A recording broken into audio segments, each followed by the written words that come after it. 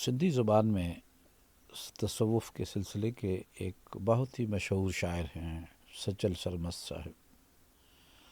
سچل سرمست کی شاعری اتنی زیادہ کھل کے تصوف کے رنگ میں ڈوبی ہوئی ہے کہ انہیں منصور ثانی بھی کہتے ہیں۔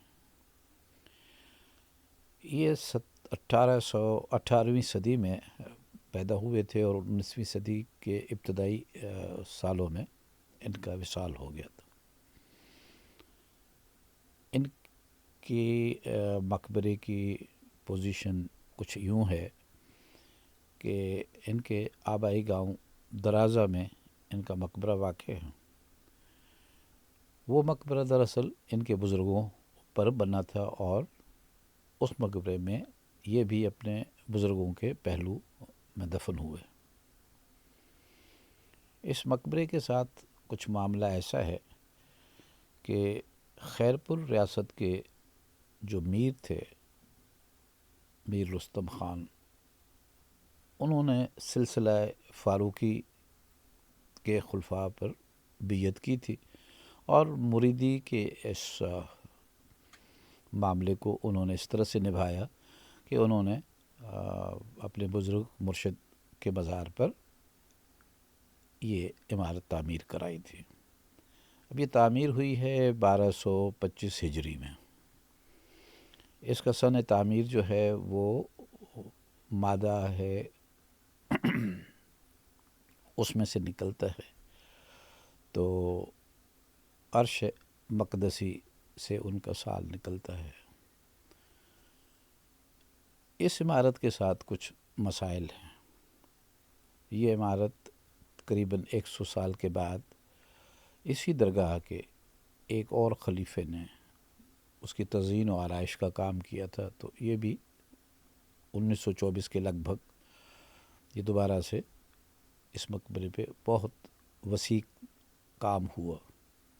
اس کام میں یہ تھا کہ 4 مینار بھی نئی طرح سے پھر تعمیر ہوئے اور مقبرے کی عمارت پر کاشی کا بہت ہی خوبصورت کام ہوا، جو کہ اپنے دور کا ایک نمائندہ کام ہے۔ اس وقت یہ کام اپنی تمام تر خوبی اور علائیوں کے ساتھ موجود ہے اور نظر آتا ہے اور لوگ اس سے محظوظ بھی ہوتے ہیں، لیکن مقبرے کی عمارت کو مسائل ہیں۔ مقبرے کی عمارت کے 2 اطراف میں خاصی ڈھلان ہے اور شمال کی طرف پانی بھی بہت سارا ٹھہرتا ہے۔ اس کی وجہ سے عمارت جو ہے وہ 4 انچ کے قریب دھنسی بھی ہے۔ اس کی وجہ سے عمارت میں، اس کے گنبد میں، اس کی چھت میں کریک بھی آ گئے ہیں اور پانی کے مسلسل موجود رہنے کی وجہ سے عمارت میں دیواروں میں کلر یعنی سیلینیشن بھی آنی شروع ہو چکی تھی، جس کی وجہ سے نیچے کئی مرتبہ انہوں نے جو روغنی کام تھا، ٹائلوں کا کام تھا، گلیزڈ سرامکس لگی ہوئی تھیں، وہ متاثر ہوئی تھیں، جن کو کچھ جگہوں پر بدلنا پڑ گیا۔ اس وقت مقبرے کے عمارت کی کنزرویشن کے لیے، بچانے کے لیے ایک چھوٹی سی اسکیم تیار ہوئی ہے، جس میں ہم نے اس کے انہی عیوب کو، انہی پریشانیوں کو، اسی خطرے کو دور کرنا ہے۔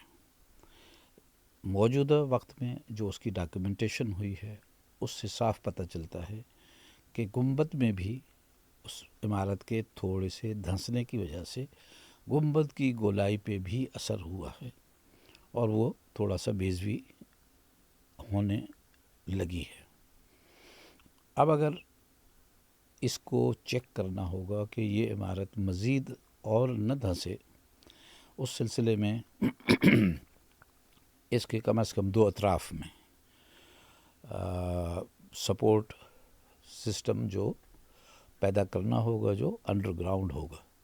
اس کی وجہ سے پھر یہ ہوگا کہ اس طرف سے ایک تو جو پانی کی نمی کے جو اثرات ہیں اس کو روکا جا سکے.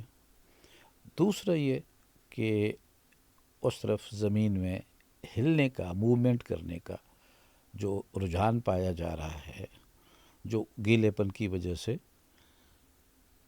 عمارت کی جو کرسی ہے وہ بتدریج آہستہ آہستہ پھسل رہی ہے.